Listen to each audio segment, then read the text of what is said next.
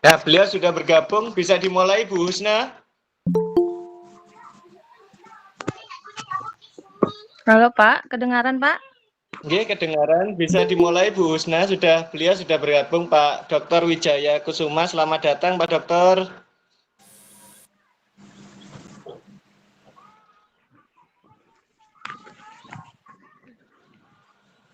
Assalamualaikum warahmatullahi wabarakatuh.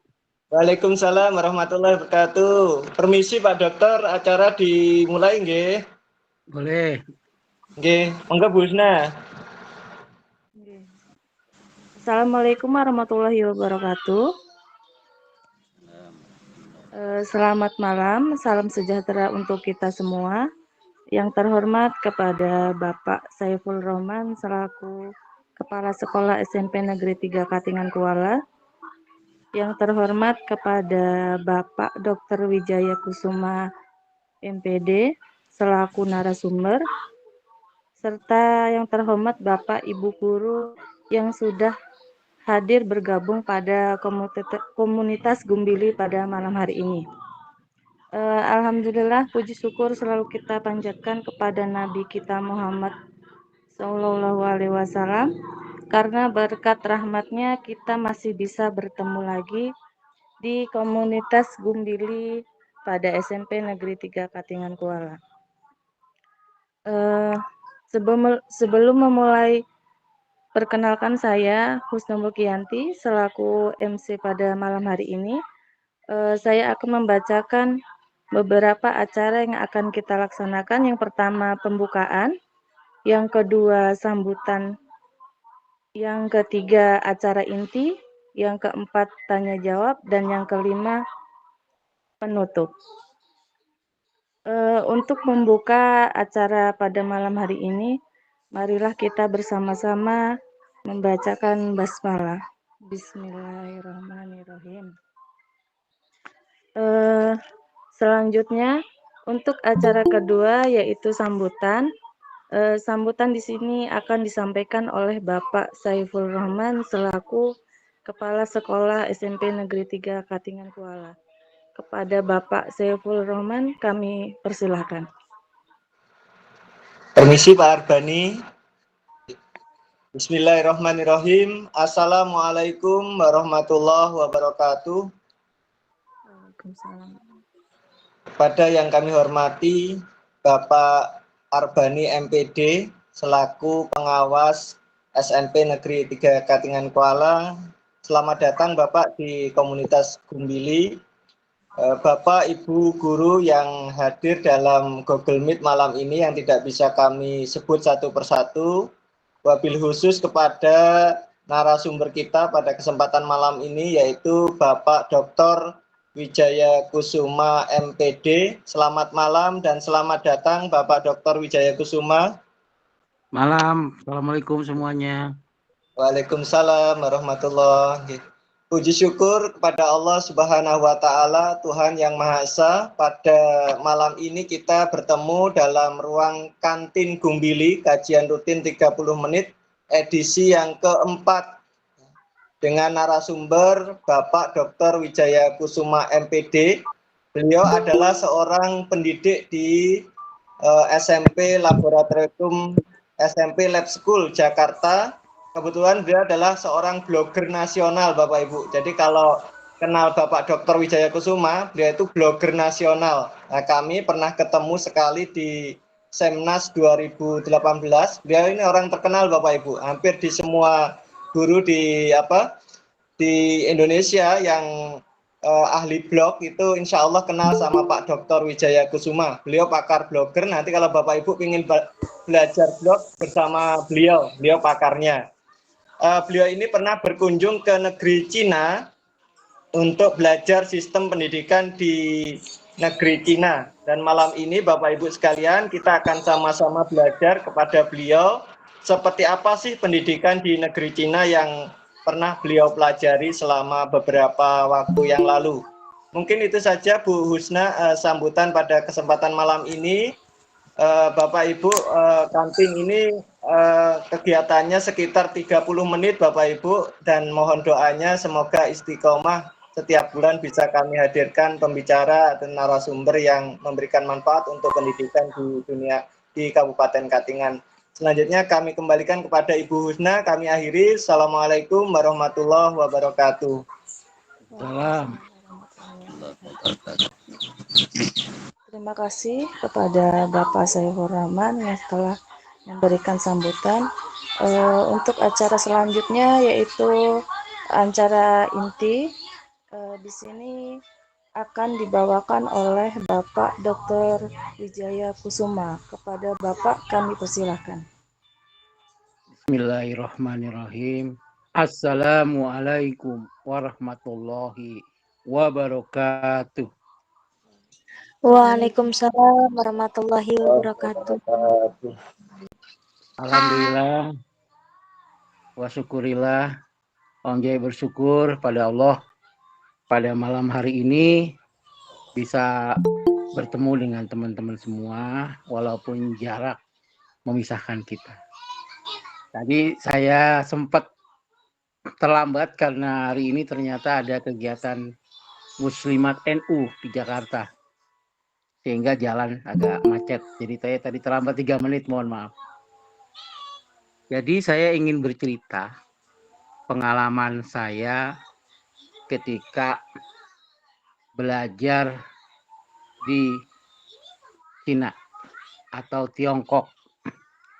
Saya tidak pernah membayangkan bisa belajar dan berguru ilmu di negeri panda yang lucu. Bukunya saya kasih nama Berburu Ilmu di Negeri Panda yang Lucu. Sebuah negeri dengan peradaban ilmu pengetahuan dan kebudayaan yang tinggi.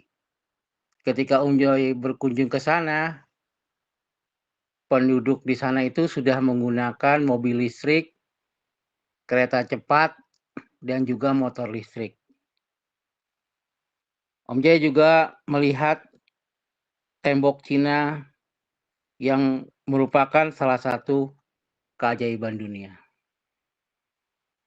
Selama berada di negeri panda yang lucu, Om Jai menulis setiap hari di blog yang bernama wijayalabs.com serta di blog Keroyokan milik Kompas dengan link kompasiana.com/wijayalabs.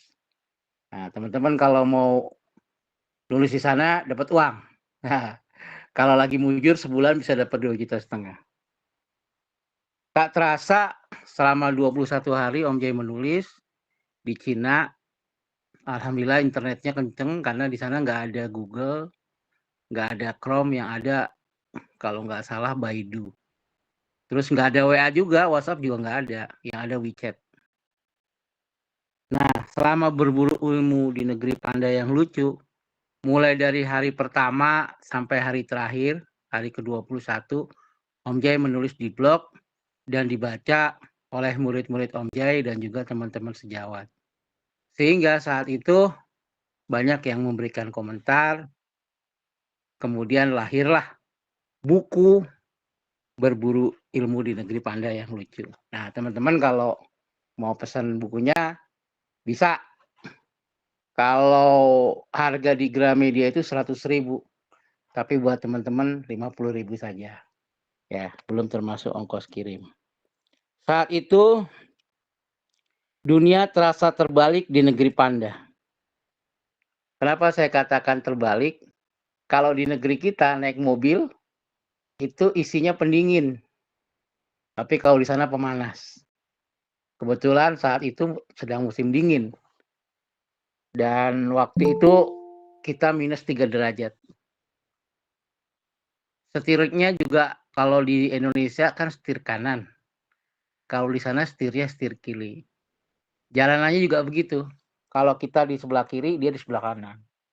Jadi memang Om Jai merasakan dunia terbalik. Dan kisah seru di balik tirai bambu sudah juga dituliskan oleh 50 orang guru yang belajar STEM dan HOTS. STEM itu Sains, Teknologi, Engineering, dan Matematik.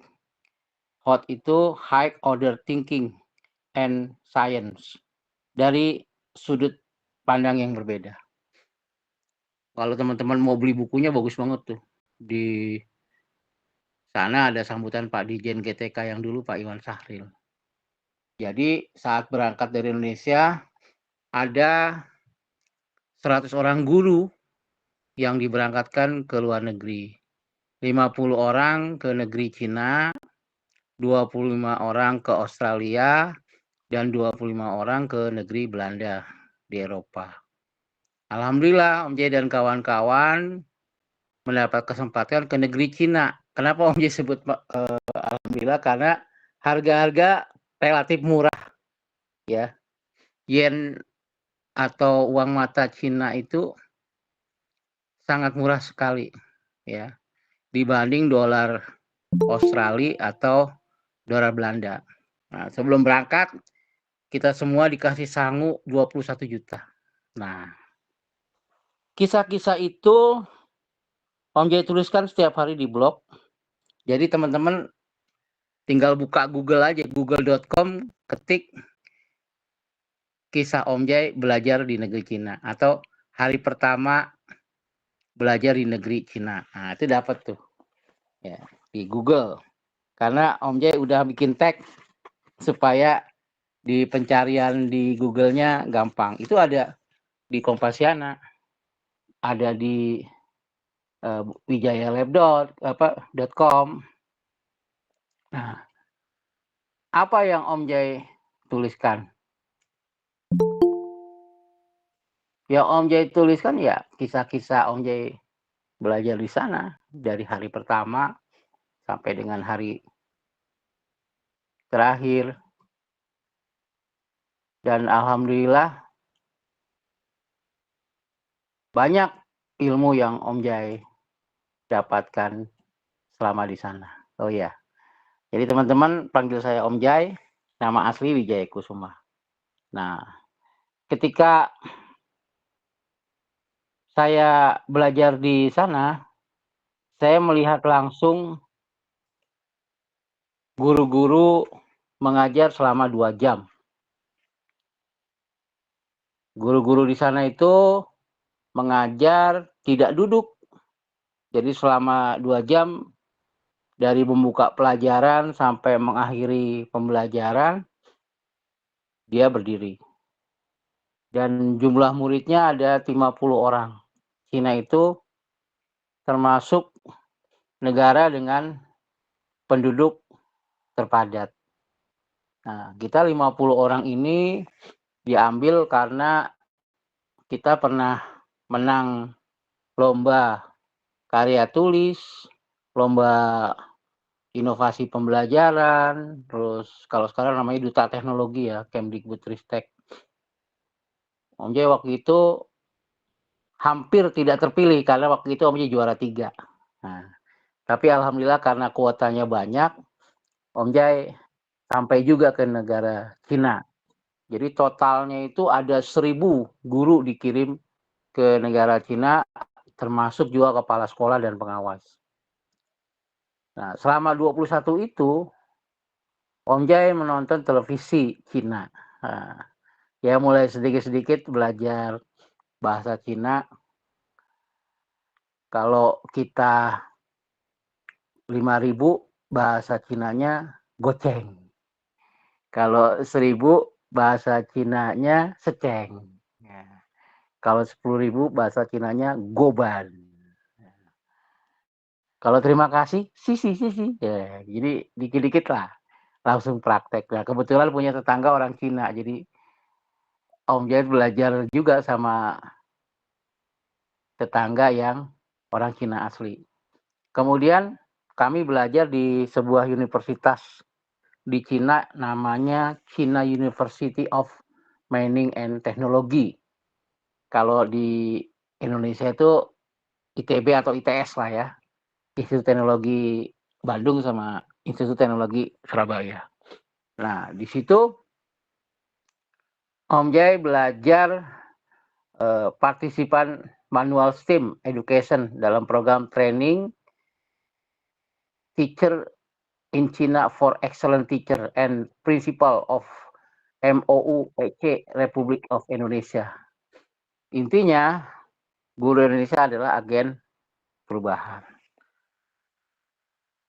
Selama 5 hari sebelum berangkat, kami dikarantina di Hotel MARC Pasar Baru, Jakarta Pusat. Jadi waktu itu 27 Februari sampai 2 Maret 2019. Nah, alhamdulillah waktu itu belum ada COVID ya. 2019 masih belum ada COVID di Cina. Jadi kami berangkat ke sana, alhamdulillah lancar. Nah, di hotel itu kita belajar bersama, ada yang 50 orang berangkat ke Cina, 25 orang ke Belanda, dan 25 orang ke Australia. Jadi waktu itu kalau dihitung dengan pejabat di Kemdikbud, pengawas di kementerian, dosen di perguruan tinggi, jumlahnya 1.200 orang ke 12 negara. Setelah 5 hari kita berangkat malam ya, pukul 19 ke Bandara Soekarno-Hatta, kemudian dapat tiket baru sekitar jam 1 ya, 1 dini hari kami naik pesawat Cathay Pacific ya, dengan flight CX-796.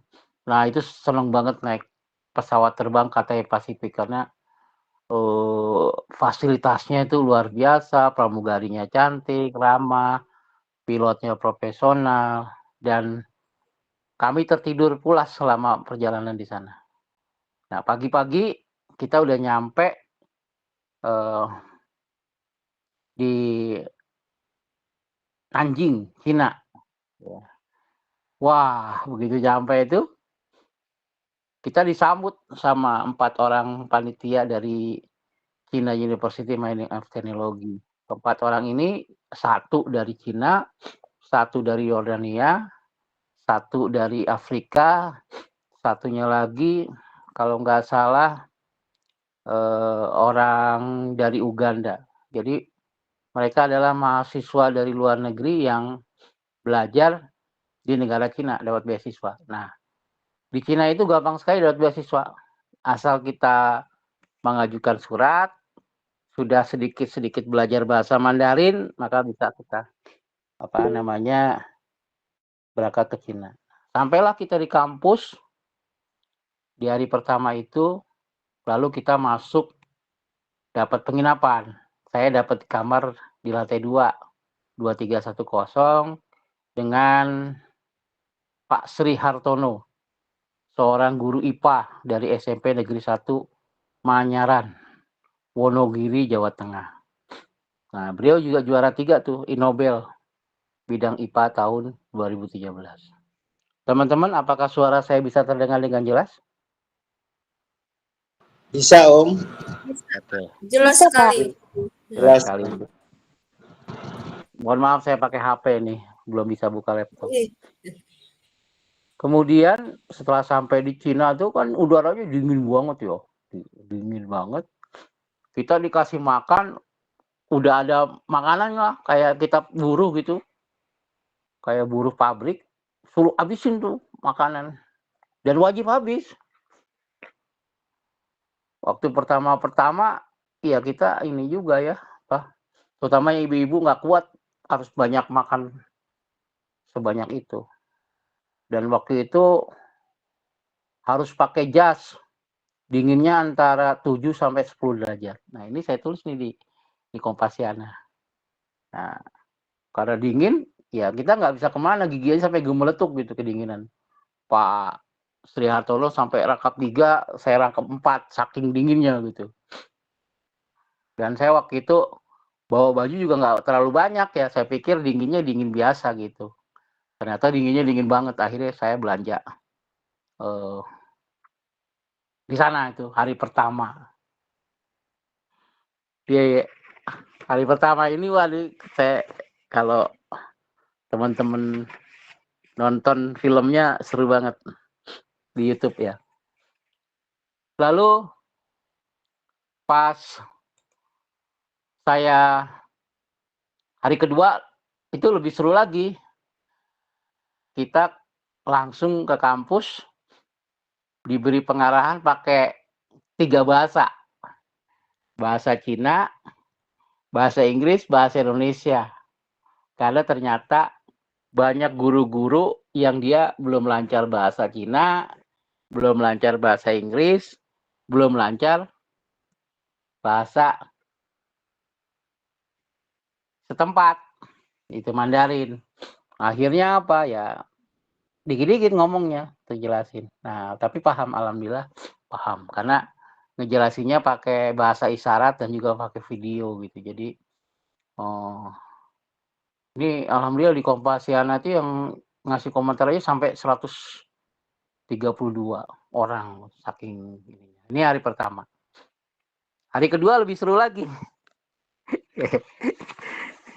Jelas ya suara saya, kedengaran ya?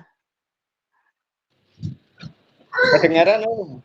Ya, saya sih nyaranin teman-teman beli bukunya, pesen ke Om Jay. Ini tinggal 3 lagi nih. Kalau teman-teman mau, tak kirimin. Kebetulan saya nyetak 1000. Udah habis, tinggal 3 biji. Kalau yang mesennya banyak ya cetak ulang, minimal 10. Nah, mengapa belajar sampai ke Cina? Cina itu berhasil menggebrak dunia dengan kecepatan kereta yang super cepat. Di sana itu kecepatan kereta sampai 500 km per jam.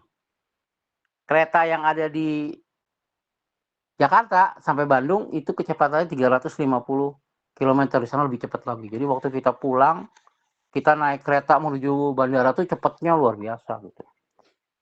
Nah, itu teknologi. Makanya Pak Jokowi itu mengambil teknologi mereka supaya kita nggak ketinggalan teknologi. Kalau kita tunggu sampai presiden baru ya belum tentu. Nah, lalu Cina juga berhasil mengalahkan Amerika.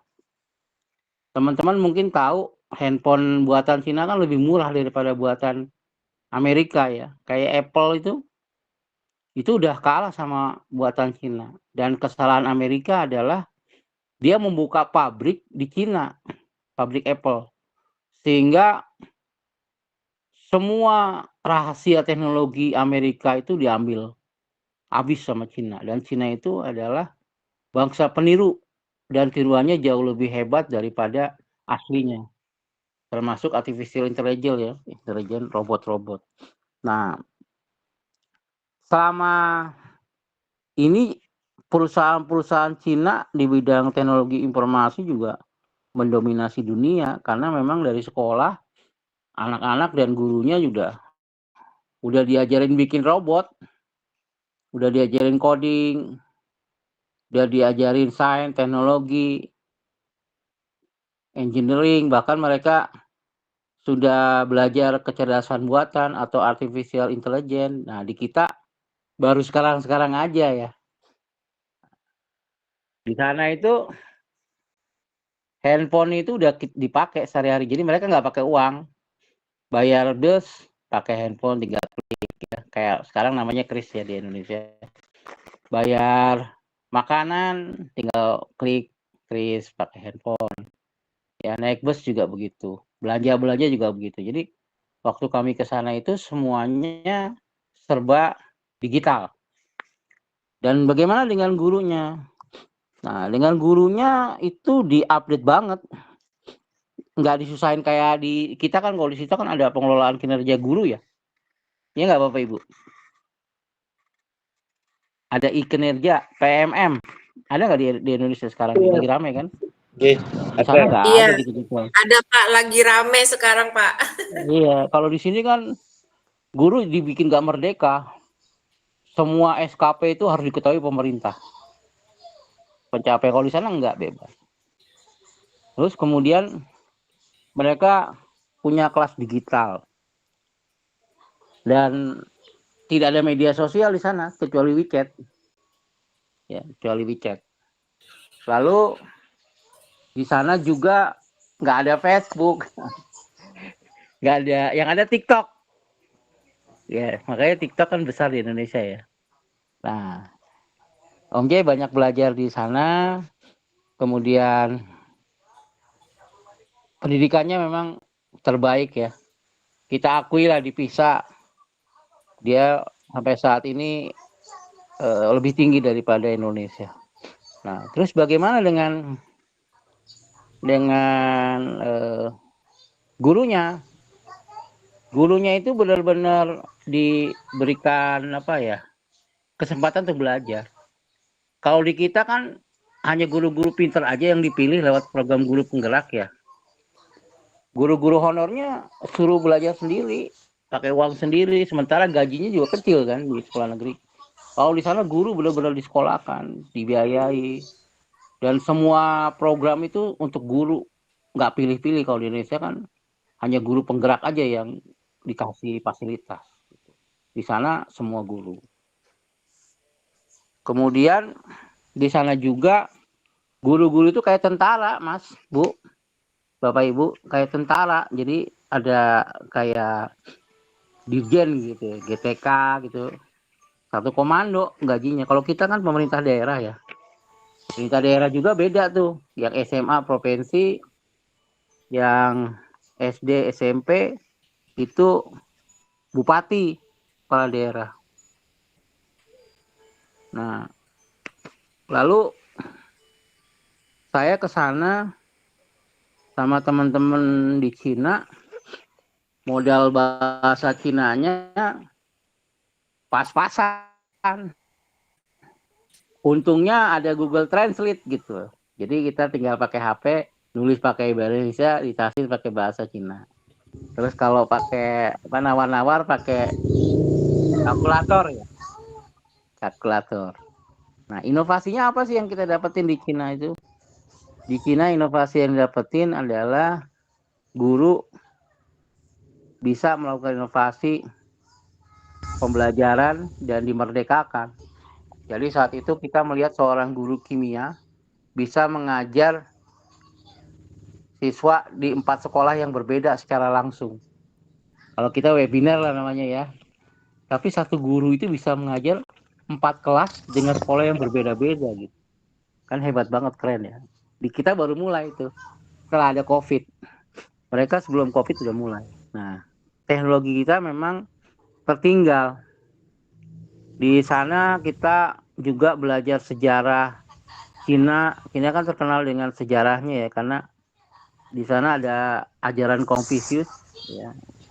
Konfusius itu ajaran dan budaya mereka. Kemudian mereka sangat menjunjung tinggi budaya Cina, dan kemudian di Konfusianisme itu mementingkan akhlak yang mulia. Jadi kadang-kadang bingung juga.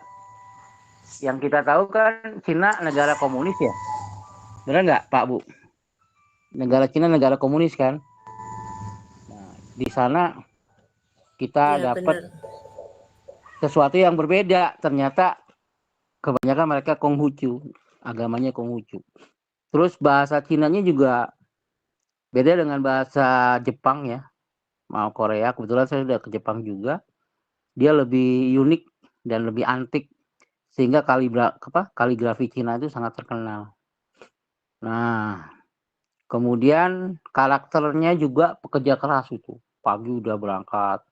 Dan di sana itu wajib harus makan pagi. Kalau kita kan sarapan tuh kadang-kadang ya cuma roti, terus ada yang cuma makan nasi goreng atau makan Indomie, bahkan ada yang cuma minum air putih doang. Kalau di sana wajib. Jadi makan paginya kayak makan siang. Dan kami dididik di kampus itu harus makan. Ya, setelah itu kita nggak boleh naik motor. Kita harus jalan kaki 1 kilometer ke kampus. Dari penginapan kampus tuh, jadi benar-benar kita nggak boleh naik mobil, nggak boleh naik motor. Dan akibatnya 50 orang itu sehat-sehat karena tiap hari jalan kaki. Nah, terus yang paling penting destinasi wisatanya itu yang luar biasa. Kita main ke danau alami, terus sama danau buatan juga. Nah, itu di danau tuh kita sempat kepencar. Kepencar rombongan, jadi cukup lama juga akhirnya di danau. Terus kemudian kita main ke tempat-tempat kayak Confucius Temple, tembok Cina dan sebagainya. Pokoknya seru banget dan itu tidak bisa dilupakan dengan kata-kata. Saya yakin teman-teman pasti pengen baca bukunya nih. Nah, ini tinggal 3 lagi bukunya. Siapa cepat dia dapat, itu aja. Kalau mau diborong boleh. Tapi kalau yang mesennya banyak ya, saya harus cetak ulang karena waktu itu 1000 buku langsung habis karena banyak yang pengen belajar di negara Cina. Itu saja pengantarnya. Mudah-mudahan terdengar dengan jelas dan membuat Bapak Ibu bertanya. Tapi sebenarnya jawabannya udah ada di buku kalau teman-teman nanti baca bukunya. Terima kasih. Assalamualaikum warahmatullahi wabarakatuh. Waalaikumsalam warahmatullahi wabarakatuh. Oke, terima kasih kepada Bapak Dr. Wijaya Kusuma yang telah memaparkan atau berbagi pengalaman bagaimana pendidikan yang ada di negeri Cina sana. Oke, untuk memasuki acara selanjutnya yaitu acara yang keempat, tanya jawab kepada Bapak atau Ibu yang ingin bertanya, dipersilahkan.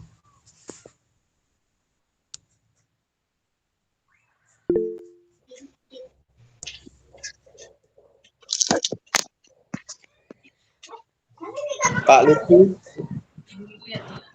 Silakan Pak Lutfi. Silakan Bapak Lutfi. Assalamualaikum Om Jai, Pak Roman, terima kasih nih semuanya. Luar biasa hari ini. Ini pertanyaan saya sederhana. Ini kan tadi kan ada infonya kalau Om Jai ini pernah sampai ke Korea dan Jepang juga. Nah ini kan kalau saya pikirkan kan dua negara tersebut juga dalam pendidikan juga luar biasa juga, sama mungkin juga dengan Cina juga luar biasa juga kan. Nah hal apa yang menurut Om Jai yang persamaan dari ketiga negara tersebut, hal yang bisa paling mendasar dari ketiga negara tersebut yang menjadikan negara tersebut tiga negara tersebut tuh kira-kira menjadi luar biasa dalam pendidikan tuh apa gitu, yang persamaan dari tiga tempat itu tadi. Ya. Terima kasih Om Jai. Ya, terima kasih. Mas siapa tadi namanya? Lutfi. Mas Lutfi. Mas Lutfi, yang paling menonjol dari ketiga negara itu karakter disiplinnya dan kerja keras. Jadi waktu saya ke Jepang bawa anak 40 orang itu, mereka disiplin, sekolah nggak ada sampah. Terus piket di Cina, Korea, Jepang, itu anak-anak semua yang bersihin. Nggak ada pramu bakti. Kalau di kita kan ada pramu bakti. Di sana mereka semua. Yang ketiga, mereka itu baik guru maupun siswa, semuanya kalau belajar itu serius. Benar-benar serius. Dan gurunya itu benar-benar memperhatikan siswa. Dan pembelajarannya itu benar-benar aktif gitu loh.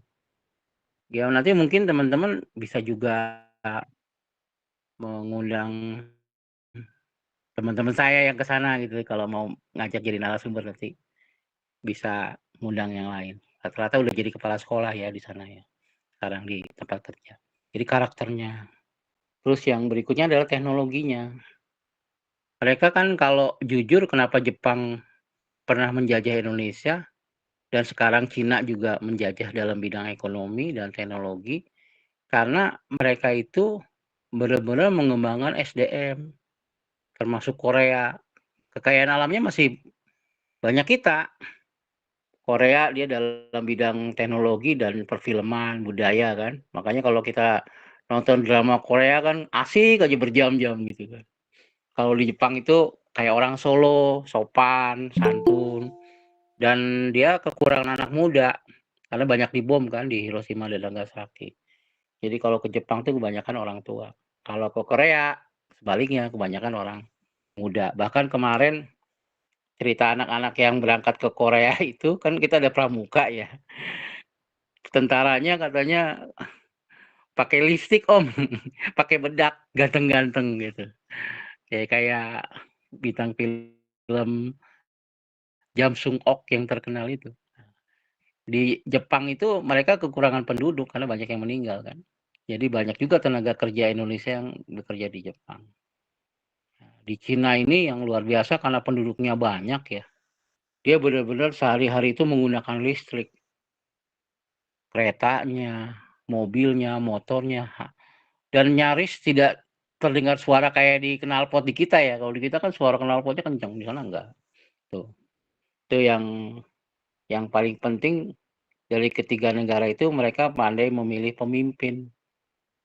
Kayak Cina presidennya bagus. Jepang perdana menterinya juga bagus. Korea apalagi. Beda banget sama Korea Utara kan yang komunis.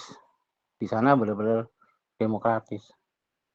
Nah, terus saya juga sempat diskusi juga sama anak saya gitu. Anak saya kebetulan ke Korea kan, sama ke Jepang juga. Dia banding-bandingin gitu antara Korea sama Jepang.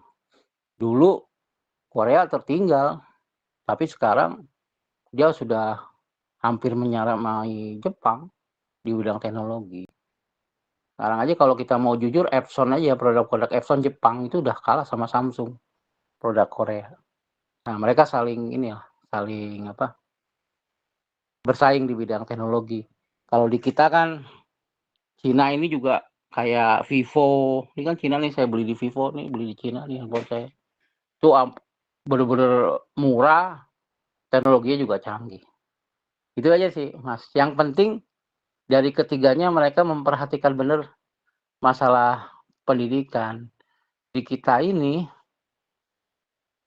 mohon maaf, masih jauh lah dari karakter, dari budaya. Bahkan ada orang tua sama anak ngelawan guru.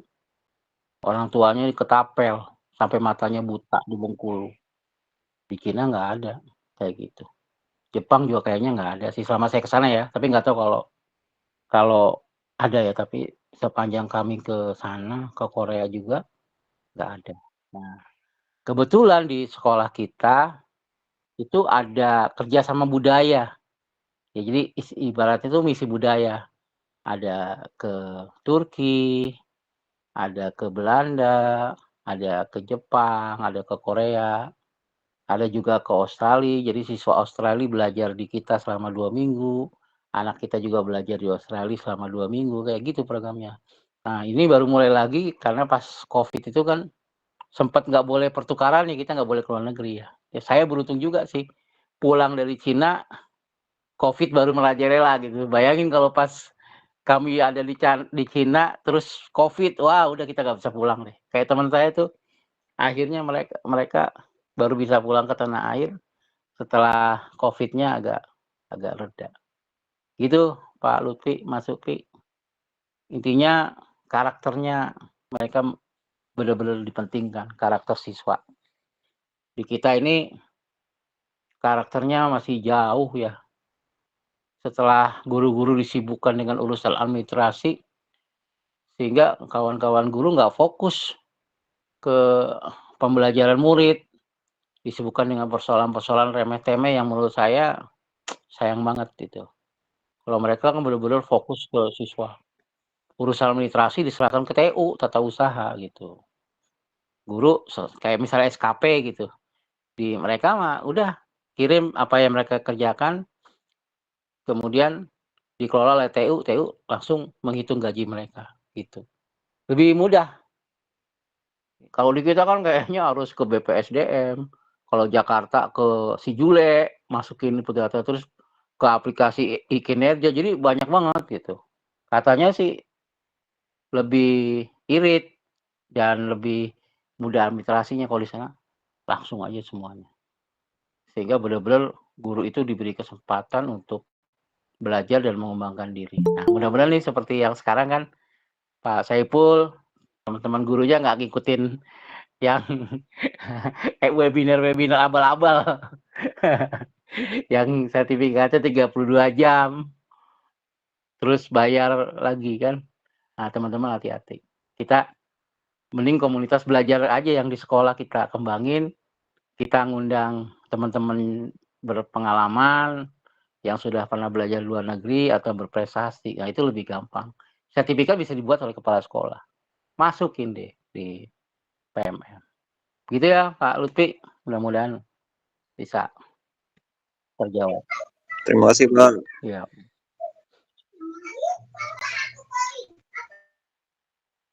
Silakan kalau ada lagi. Ya, terima kasih. Kepada Bapak atau Ibu kami persilakan jika ada yang ingin bertanya lagi. Assalamualaikum. Waalaikumsalam.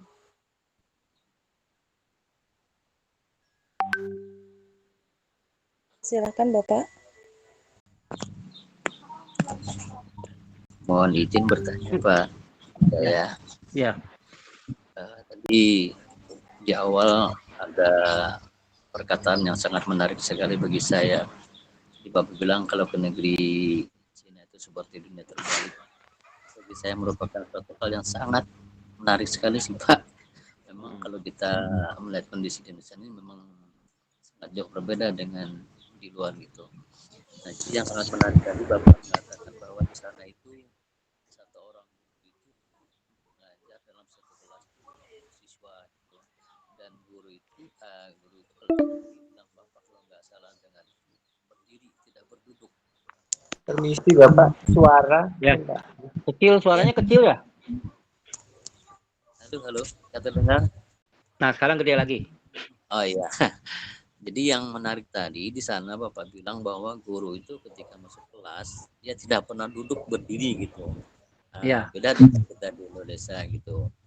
Nah, kemudian juga jumlah siswanya pun juga lumayan banyak, itu 50. Kalau kita kan kalau SMP kalau 50 itu luar biasa banyak sekali tuh. Iya. Nah, jadi ingin kita tanyakan sih Pak, gimana sih pola pembelajaran di sana sehingga bisa berjalan dengan bagus gitu. Apakah di sana itu dalam satu satuan pendidikan itu siswa itu diberikan berbagai macam mata pelajaran juga seperti kan di Indonesia gitu kan banyak mapel yang harus dikuasai oleh siswa. Nah, terus di sana itu bagaimana pola pembelajaran di situ? Apakah hanya satu mapel aja atau gimana gitu?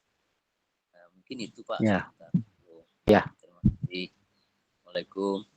Salam warahmatullahi wabarakatuh. Saya jawab langsung ya Pak. Iya. Ya. Jadi di sana itu semua mata pelajaran saling koneksi. Kebetulan kemarin mereka kolaborasi guru bahasa Inggris, guru bahasa Indonesia, guru bahasa setempat ya, bahasa Mandarin sama guru musik. Nah, kebetulan yang ini guru geografi IPS 2 jam itu. Mereka ngomongnya nggak banyak, sedikit. Terus setelah dia ngomong, membagikan tugas kepada murid mengerjakan, dan mereka bagi dalam kelompok-kelompok. Terus kemudian dari kelompok-kelompok itu mereka mempresentasikan hasil kelompoknya.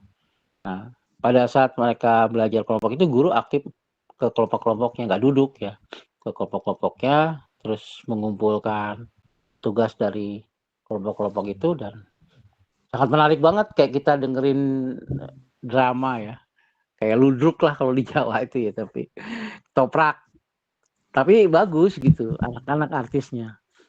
Dan guru itu benar-benar sutradaranya banget. Kayak ada lagunya, nyanyian gitu. Nanti Bapak Ibu bisa baca deh di bukunya, lengkap banget. Saya tulis. Dan kalau nggak sempat beli bukunya, ketik aja di Google. Hari pertama Om Jay belajar di Cina. Sampai hari ke-21 udah semua lengkap tuh. Di tahun 2019. Dari sana saya melihat guru itu benar-benar membuat rencana pembelajaran yang matang. Ya, rencana pembelajarannya benar-benar matang sebelum belajar di kelas. Walaupun jumlah muridnya banyak, 50 orang itu benar-benar aktif, nggak ada yang asik main sendiri, nggak ada yang dia mukulin temennya lagi, saling canda, nggak ada. Serius semua belajar. Makanya nanti jangan kaget kalau tenaga kerja kita diisi sama orang-orang Cina. Dan ini terjadi sekarang. Orang-orang Cina itu etos kerjanya tinggi banget. Karena memang di sekolahnya diajarkan menjadi orang yang benar-benar belajar. Dan mereka nggak dibiayai lagi, gratis sekolah. Nggak perlu keluar uang. Kalau berprestasi mereka disekolahkan sampai ke Amerika dan dibiayai oleh pemerintah Cina, harus balik. Makanya di sana tuh usia 30, usia 24 banyak yang udah profesor. Saya waktu diajarin bahasa Mandarin, itu yang ngajar profesor, masih muda banget gitu. Masih muda banget. Kita nggak nyangka kalau dia udah profesor gitu. Kalau di kita kan profesor kebanyakan orang tua ya. Saya aja dapat gelar doktor itu usia 50 tahun baru doktor. Ini saya lagi bimbang nih, apakah saya pengen ke perguruan tinggi atau tetap di sekolah. Kalau tetap di sekolah kan saya harus pindah ke perguruan kalau pengen jadi guru besar gitu, saya harus pindah gitu. Kalau di sana boleh sekolah jadi profesor tuh boleh. Nah, di sini kan nggak boleh. Nah, itu perbedaannya. Terus memang inovasi pembelajaran itu sangat menarik. Sangat-sangat menarik karena guru itu benar-benar berhadapan di kelas tuh udah perencanaan. Ya kayak sutradara lah membuat film. Dia udah tahu nih si A ngomong apa, si B ngomong apa, udah benar-benar disiapkan. Tuh loh. Kalau di kita kadang-kadang mohon maaf, guru kita persiapan ngajarnya kurang. Sehingga ketika tampil di kelas, ya gimana ya, anaknya nggak siap, gurunya juga nggak siap. Akibatnya apa? Nggak ada komunikasi, nggak ada interaksi. Dan kemudian pembelajaran juga menjadi kurang menarik. Padahal kalau dibuat perencanaan yang bagus menit demi menit, kayak kita nonton film drama Korea aja itu, udah didesain sehingga tontonan itu menarik walaupun dibuat beberapa episode. Nah, di Cina kayak gitu.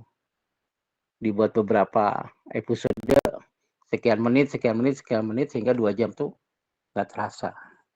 Itu yang saya lihat langsung ya. Bener-bener ada berapa dua guru lah. Satu guru SD, satu guru tiga guru. Guru SD, guru SMP sama guru SMA. Jadi bener-bener diajarin yang bagus. Saya juga dulu kan sempat bingung tuh antara belajar ke Cina sama melanjutkan menyelesaikan S3 saya. Terus pembimbing saya Prof. Basuki bilang, kalau kamu kuliah S3 bisa tahun depan disusulkan gitu. Tapi kalau kamu belajar ke Cina, belum tentu tahun depan ada lagi gitu. Akhirnya saya cuti. Nggak ngambil nggak menyelesaikan S3. Makanya S3 saya 8 tahun, Pak. 2014 saya masuk, baru 2022 saya selesai. Jadi kalau teman-teman pengen seperti guru di Cina, mulailah dari membuat perencanaan pembelajaran itu. Perencanaan pembelajaran kira-kira dalam waktu 120 menit misalnya sudah dipersiapkan. Kalau kita kan rata-rata 45 menit ya, berarti 90 menit. Dari mulai membuka sampai mengakhiri, bapak-bapak, ibu-ibu udah harus benar-benar kayak sutradara sekarang. Bukan bapak ibu yang menjadi bintang utamanya, enggak. Bintang utamanya justru anak-anak. Itu muridnya. Saya juga baru dapat ilmunya setelah ngikut program pendidikan guru penggerak angkatan 7. Dapat ilmunya tambahan lah ya. Tapi ya menurut saya ya sebaiknya program guru penggerak dihilangkan aja. Supaya tidak ada dikotomi antara guru penggerak dan guru bukan penggerak. Sebab seolah-olah yang bergerak itu hanya guru penggerak. Padahal semua guru sejatinya adalah guru penggerak. Sekolah bisa dapat akreditasi A itu karena kerjasama, karena kolaborasi guru-guru semuanya. Gitu aja Pak tambahannya, mudah-mudahan bisa berkenan. Terima kasih. Terima kasih kembali, Pak. Yo. Terima kasih kepada Bapak Wijaya Kusuma, terima kasih kepada Bapak Arbani, Bapak Lutfi yang sudah bertanya, dan terima kasih kepada Bapak Ibu Guru yang sudah mengikuti kegiatan rutin kita setiap bulan ini. Tidak terasa Bapak Ibu ya, waktunya sudah hampir habis.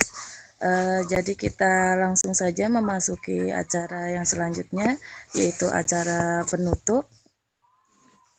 Mari kita bersama-sama tutup acara ini dengan mengucapkan hamdalah bersama-sama. Alhamdulillah. Alhamdulillah. Saya selaku MC mohon maaf bila ada salah kata atau salah mengucapkan. Terima kasih. Wassalamualaikum warahmatullahi wabarakatuh. Waalaikumsalam warahmatullahi wabarakatuh. Terima kasih Om Jai, terima kasih Pak Arbani dan Bapak Ibu guru semua. Terima kasih sudah berkenan hadir di Gumbili. Kami berharap kehadiran untuk bulan Februari Bapak Ibu sekalian. Terima kasih. Insya Allah.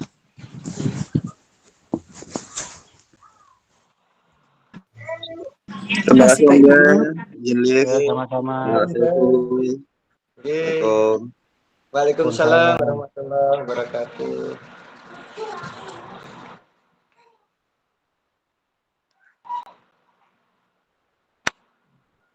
Saya pamit ya Bapak Ibu. Oke, terima kasih Om Jai. Yo, sama-sama, nanti di WA aja kalau ada yang kurang Oke, lengkap. siap. Oke, siap Om Jai, siap. Oke, makasih banyak. Oke. Yo. Pamit ya. Oke, terima kasih Bu.